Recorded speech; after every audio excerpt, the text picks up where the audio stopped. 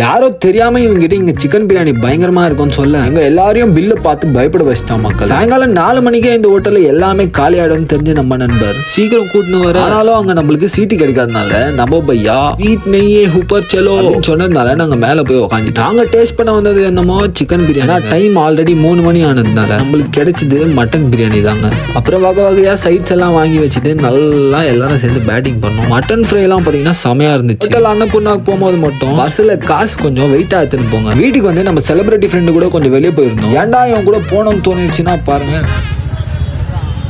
இந்த எப்பால் கிட்ட ஒரு பெரிய டிராபிக் ஜாம்ல மாட்டி. பெங்களூர்ல எப்பால் கிட்ட வாழும் மக்களே, ஆமா 6 மணிக்கு மேல நீங்க வண்டியெல்லாம் எப்படி ரோட்ல ஓட்டுறீங்க? இந்த நாய்க்கும் நம்ம நண்பருக்கும் என்ன பிரச்சனைன்னு தெரியல, அப்படியே கடிக்கிற மாதிரி முறைக்குதுங்க. இவனும் அதுக்கேற்ற மாதிரி நீ நாயா இருந்தா என்ன வந்து கடிச்சு பாருன்ற மாதிரி பார்க்க அந்த நாயே விலகி போனாலும்